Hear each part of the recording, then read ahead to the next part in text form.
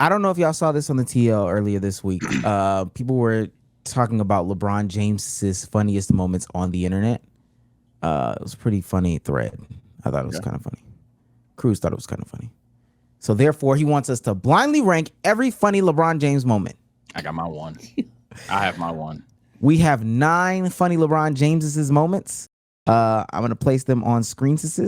We're going to start with the very first one. This one should be pretty decent. This is LeBron creating the deluxe album for 2 Chainz.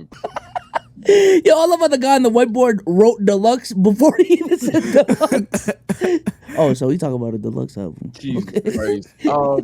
I'm a 1 through 9. Despite how funny that was, I'm gonna go 8. I do think LeBron's just had funnier moments, but that's funny. I'm gonna go 6. I'm gonna play it safe and go 6. I'm gonna go funny. 4. Yeah, that's my 4. That's my 4. That's it. Here go 2 more. Yeah, it's the expressions that he had. Boom, another 2 more. Like, all right, bro, shut up. Another 2 more.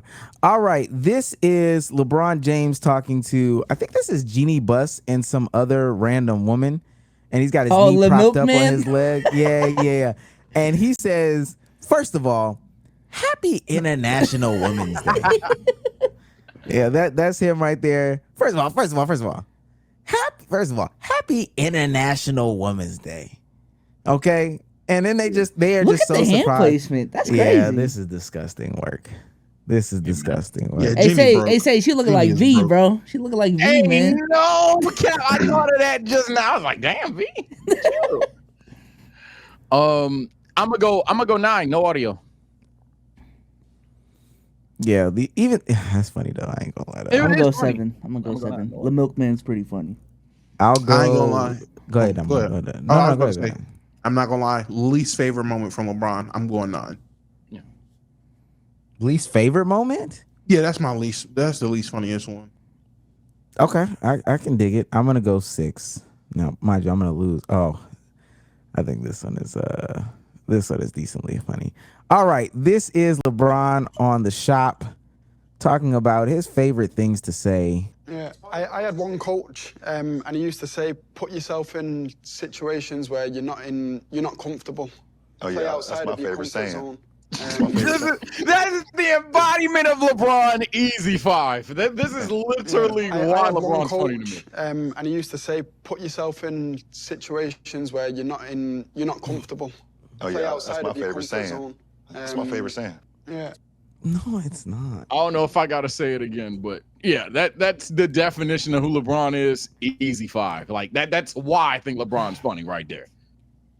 LeBron's so old, he's at that age where I genuinely do believe him when he says that. So I'm putting that 7.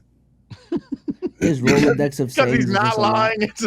He's been in the game so long. He does have a favorite, like a list of favorite sayings, and that actually might be one of the favorite ones. Like, fair enough. I believe it. I'm gonna go 9. I think he believes that. I ain't gonna lie. I want his sons to come out and either that's a segment. If we ever get Bronny and or Bryce on the pod, I want his sons to come out and verify or deny half of the stuff that he says. Like, okay, does your dad actually read books? I need to know stuff like that about his their dad. I got that at 7. All right, here we go. This is LeBron James on Instagram. First, it's a picture of Bart Simpson with off-white shorts on and some sort of drawing. And it's Bart Simpson, though, in streetwear. And the next slide, I'm sorry, I can't even get it out. And the next slide is him saying... I'm sorry, I just read the caption. I'm sorry. Damn it, LeBron. The next slide is him saying, just messing and doodling around. Miss doing this all the time. Used to be my escape. Bart got a big ass head though. My bad, Bart. Been a while since I picked up the pen. Ladoodle James, man. This is what I'm talking about. You can call him Ladoodle James. I don't believe a word he said. Easy 4. Vincent LeVan, go ahead us. Come on, bro. Oh God. Just messing and doodling around. I'm not gonna lie. This is the first time I'm seeing this. I've never seen this either, Dom. I've never seen this. I've never seen this. I am basing it off the scale of this is new information.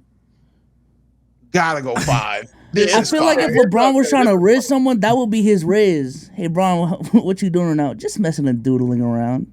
How about you? Drawing a little something. Drawing a little something. Send a pic too.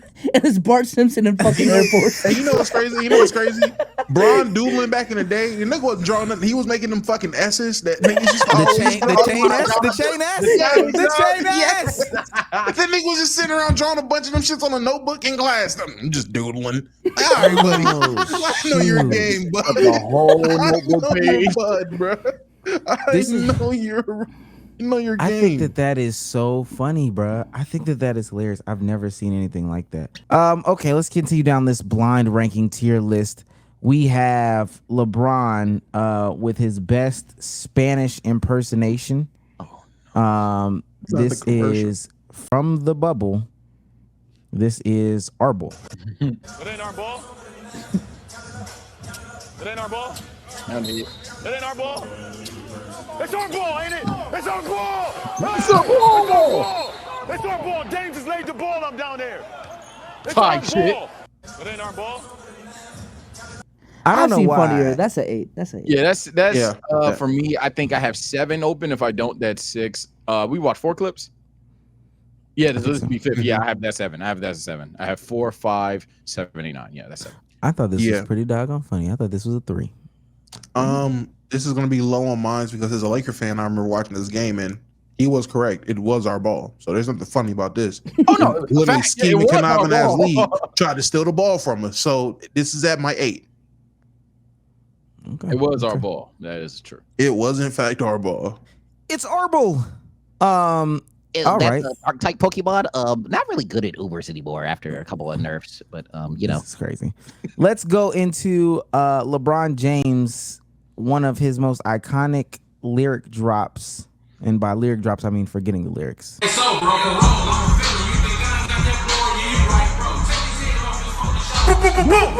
hit the Rolling Stone with the rollie on. Jag portfolio.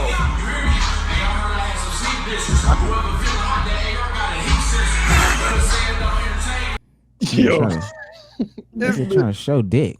Yeah, I'm saying it's like LeBron trying to get the hose with this. Like, what you got going on, bro? For me, that's classic. I know I didn't ha laugh now, but that's because I've seen it a million times. In his prime, when the clip first dropped, this was a easy. I would probably go 3. It was funny. I think it was better when Gowie remade it. That was funny. But that's a 5. That's a 5. Shout out Gowie. Shout out Gowie. Yeah. I'm gonna go. That is a top moment, man. That's 2. That's my 2. Yeah, I can't disrespect it in this prime. I just seen it too much to right now. But when I first seen it, that shit was funny. Let's play the next one, and we'll see where this ranks in all-time rankings of funniest LeBron James's moments. This is, and I know this is also going to hurt for people. This is LeBron James being hurt at Celtics. I only got my top 3 remaining.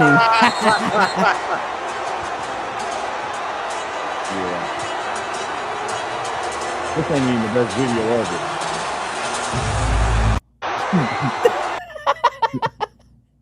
Nah, LeBron just going through all 5 stages of grief in the span of 30 seconds is top 2. I can't lie. Because the only reason you would put it lower, which I thought about doing, was because, hey, that shit weren't funny. I watched that game. This shit actually pissed me off. But that night, the Patrick Beverly clip along with it, you could argue even one, but it's just LeBron I'm going to go to. Yeah, Sage, you hit the nail right on the head. He was fouled. And as a nigga who was physically doing the exact same thing he did, just at home instead of on the court, that shit wasn't funny at all. So lowest available spot I got is 4. That has to be 4. That shit was disgusting. Yeah. That shit was hilarious. That's my number 1. Of course, the Lakers got it low. He got it high as possible. But I ranked it high because I'm separating how I felt that night. But if I wasn't, oh yeah, that's low. Bezos literally only ranked it high based off of like it being the Celtics. That's literally the craziest thing I've ever seen in my life. You've seen crazy. I think that LaTantrum is pretty funny. Yeah. The temper tantrum is hilarious. All right, last LeBron moment. LeBron James Ramon. This is him in what seems to be the courtyard with his babies, his little boys, his baby boys. This is pretty funny. Isn't it two more? See y'all later, man. You want to see me on rank tonight? Huh? I'm hitting Diamond 1 on rank tonight on Siege. What that mean? Mess with me. What that mean? If you know, you don't know know. what that is. What that mean? You know, you know. Guess I don't know. What is that? Huh? Hey! What ring is that? Ain't that what they do? The expensive one. Old James. Old James clips are funny, What I man. think about LeBron at this point in his career, this is a 6 though. That's 2. I could have swore we had. I think there's We got one more. We got one more. We got one more. Okay, so yeah, this is I've been that's saving number 1 That's for my something. 3. That's my 3. This And it better nigga, be here. this nigga is old as fuck, gang. I ain't gonna lie. All right, this is the last one. It is in the Notion, so I missed it. Appreciate So y'all too, man. my bad. This is the last. Yeah, appreciate the love that's going on right now. This is the last one of Bron James. One complete. Get harder and harder each level, all right? You know, y'all play Call of Duty, y'all know what that means going to the next level. Y'all play Mario Brothers, you know what it means, and Super Contra when they go to the next to the, you know what I'm saying, level 2. So, level 2 is upon us. Like you said, tomorrow, decompress, get away from the game, and then we get back locked in, all right? Yo, y'all know when y'all play Supersonic, you go to level 2. Come on, Old ass. old. Yeah, like Mario Brothers get to the next level. Nigga, what? Well, this does embody LeBron. This is unfortunately my number 1. I could have bet my life we would have had the clip where LeBron was like, "Oh yeah, I knew he was gonna drop 40." Then I was like, "Go get 50." And then once he had 50, I was like, "No, go get 80." I was praying for that clip on the book. It was one of the two. Fuck, but that's my number 1, unfortunately. Nah, you. I knew it would have been a behind the scenes locker room conversation. I just thought it would have been let's go out here, play hard, focus on winning, and let's have fun. What? I could have sworn. Y'all go ahead and have fun. Fun. Yeah, I thought it was that one, but I only got one spot left, and that embodies Unc LeBron, so I have no problem putting that one. Friend of the show, Sniper Jones, bro, has a podcast with Dwight Howard, DeMarcus Cousins, and Quinn Cook. Crazy lineup. Hey, how you got him? I don't know. But there was a question about bringing it back for the Lakers that I think should be left to Dwight Howard and DeMarcus. You gotta have pieces that complement your stars. And yeah, it may necessarily complement LeBron, but if you've paid attention to AD's career, it has never made sense to me. AD's greatest years is when he's playing the 4. Yep. He won a championship. He don't like playing the 5. He said it 100 times. He said it himself. 100 times. Yeah. He said, I don't like playing the 5. But for some reason, this GM like, nah, we'll put you at the 5. And we don't I'm gonna need keep the other signing 5. other shit. The nigga said it 1,000 I'm gonna times. sign Marc Gasol. But you gotta have pieces that complement. Okay, that's one. They start tweaking the roster. Man. I'm gonna tell you who it was. Rob Pelinka, man. God, Rob, why you do that to us, man? Nigga Rob out of Rob, come on, man. Rob. I still love you, Rob, but dang, man, we had the squad, bro. Even if Coulda ran it back. we could have ran it back, we would have been healthier for next year. Because I look at teams like the Celtics, bro. It don't matter who you is. They sign. They start tweaking the roster. Man. I'm gonna tell What was the logic behind them not signing the people back? Oh, Sage is depressed. I know I told her like a half troll Dwight joke earlier, but no, dead ass. If he's going public with this news, yes, Dwight Howard is officially the person I'm rooting to be on this podcast expeditiously. That just pissed me off. Oh my god. Go ahead. What do you think happened? Because now, all right, there's so many rumors, so many speculations about what Dwight is putting it on the table. Bro. I swear there's so much stuff that discredits the GM stuff. There's so much stuff. I mean, I can't save Jeannie Buss in this conversation. Yeah. Now that we know it's Rob Pelinka, what are our thoughts? That's crazy. I mean, I always felt it was Rob Pelinka. I'm not a Twitter peon. I understand that that like that's the popular thing to say, LeGM, LOL, Genie, but I've always thought it was Rob Pelinka there. And I'll go a step further. I get that for the most part, my takes ain't the best, but one take that I had that I was willing to die alone on until people found out I was just 1000% correct was that the 2021 and the 2022 Lakers were not improvements to the 2020 roster. I kept saying, yo, it's fucking weird, right? Like, we had these physical bigs that AD was happy as shit to play next to, and at times could play the 5. And we just said, nah, fuck that. Let's get Let's get smaller for 2 6-man of the year candidates to mimic LeBron and AD instead of playing around LeBron and AD. We were trying to put them to the side. It was so fucking weird. But before I go down that rabbit hole, yeah, it's definitely seemed like it was a thing where nobody wanted it to happen. It was kind of just like, well, I mean, Dennis Schroeder and Montrezl Harrell aren't bad players. And then when we moved on for that to Russell Westbrook, I mean, he's not a bad player to many fans and shit. Some fans will tell you otherwise. So I think for the most part, what happened was the Los Angeles Lakers got caught up in the thing that we've even said as recent as this year, where they're the Lakers. They got to sign the star player. They got to rebuild teams the Laker way, which is a completely different way that probably doesn't make any sense, but they think they can get away with it because they're the Lakers. Too optimistic because of trades because they're the Lakers. Too optimistic because of free agents because they're the Lakers. It was just so it was such like a narcissistic way to rebuild a team. And that's definitely at fault there. Now, I guess the final question is, why would we even let go of Dwight and McGee? I have no idea.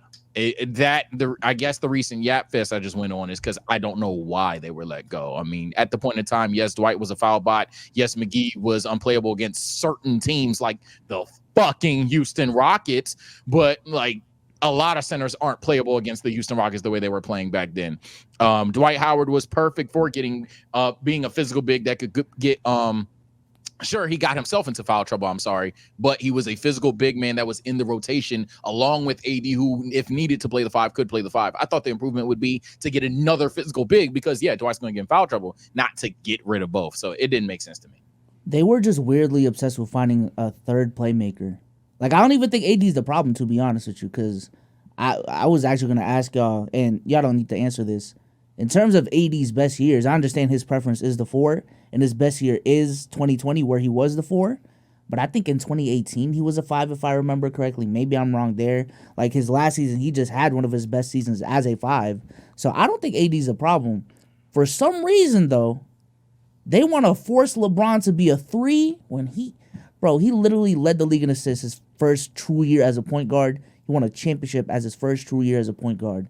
And for some reason, they just don't want to run one of the best ball handlers of all time, or one of the best passers of all time that can play make off the dribble, can slash to the rim, and create a little bit, not even a little bit, can create and score off the dribble. They didn't want to do that, but for some reason, they want to get Dennis Schroeder in there. They want to get Russell Westbrook in there. They want to get all these other dudes in there instead of just keeping LeBron at the 1. But it's amazing how management, and it's going to be a theme of this podcast, it's amazing how management can ruin something good. I guess my follow-up question to this would be, let's say they run that team back. Or not even the exact same team, but same thought process, same they beat ideology. The shit out of the Suns. I'm telling you that right now. They beat the Suns 1000%. I don't know why and move that I forgot that many of you are probably going to forget. Remember how high the Lakers were on THT? That came at the expense of Alex Caruso, bro. Man, I get that it was Caruso GOAT Mimi back then, but especially how it's panned out today. Dog, there is no way if you tell me if we keep our two-way wings, if we keep our two-way point guard in Alex Caruso, let alone just keep LeBron at point, have AD at the 4, have physical bigs at the 5, even whether it's upgrades or downgrades, as long as they're physical motherfuckers that could literally, and I do mean literally, get like put back body cams. It was the craziest shit we were doing. We keep that team. There's no way we lose to that Suns unit, bro. All respect to that Suns unit. It would be a matchup nightmare for them, especially given the Chris Paul injury. So you at least have one more finals appearance. Yeah, we at least, even if the finals championship, because I'm a Lakers fan, so I understand anything I say is going to be taxed there, and that's fine because I am a Lakers fan. That's not even me trying to do a gotcha to the chat. What I am saying though is, oh yeah, absolutely, I believe wholeheartedly. I think even most Suns fan would admit, with Chris Paul getting injured, the Lakers get past them with a just simply better constructed team, 1000%. Bezos, if they run the same team back, what do you expect the outcome in the next 2-3 years is? 2021, I think they make it back to the finals. Now, 2021, LeBron and AD were injured. So if LeBron and AD are injured, even still with them running it back, then they're not making it there. But assuming they're healthy, they make it to the finals. 22. There's no way Dwight McGee get us there. It had to be different bigs. I'll say that. Yeah, I feel like at 22, that's when okay, let's not be stagnant and make some moves. Like that's the thought process if they do go back to back. So I still don't think it's gonna be the same team. But looking at the path the Warriors had to get through to the finals, I still don't think it's the most impossible thing for them to make it to the finals. And then I get my Celtics Lakers finals that I wanted. Now the outcome of that may not be the outcome I wanted. Yeah, I think that year we got you. In 24, the way we were constructed, y'all might have us there. But yeah, 22. And by 23, I think. I mean, we were in the conference finals, so LeBron's age was the factor. I'm sorry to cut you off, dog, but yeah, LeBron's age was the factor. I know that's not what a lot of people want to hear. He averaged 27. Yeah, there was moments where LeBron got gassed. Shout out that one guy in playback who me and Damo called an idiot. He called it on the money. LeBron got gassed. Anthony Davis was reliable when he was reliable. If he came in the game having a bad game, he had a bad game. So I think 23, it was just like designed for us not to win, which is fine. It happens. But I definitely, not to beat around the bush, definitely think we keep our roster as constructed. We at least, my heart of hearts, we win one more ring. But we're not these first round exits at any point in time. We're not a first round exit. We're not a team that misses the playoffs, anything like that.